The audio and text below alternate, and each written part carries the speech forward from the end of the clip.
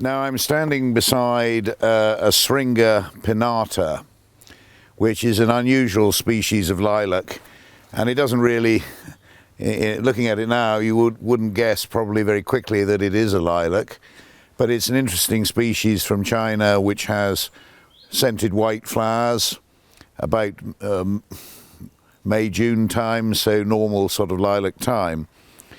And these two plants, as you see, have flopped over, and originally I was wondering whether it would be sensible to give them a haircut down to about 4 feet and allow them to grow upright again. But when I look, I'm not sure that that's necessarily the best solution.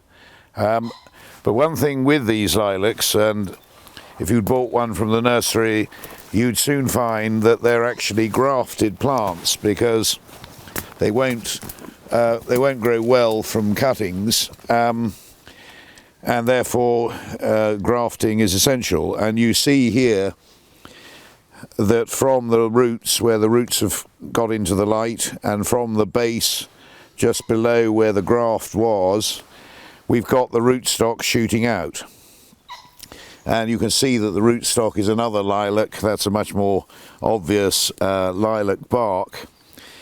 And I think for the moment, rather than doing a hatchet job on the whole plant, because it is actually growing, putting up new shoots towards the light, but what we do need to do is to get rid of these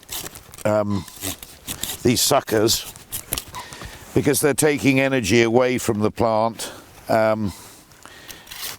unnecessarily, and if we let them grow, they'll get enormous, and then they'll be taking all the energy away from the plant, and the plant will eventually die.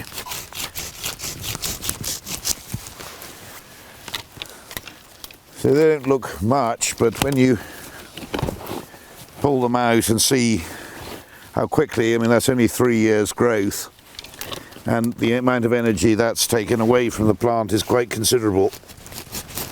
And here's another one, a root sucker, which you can also get rid of.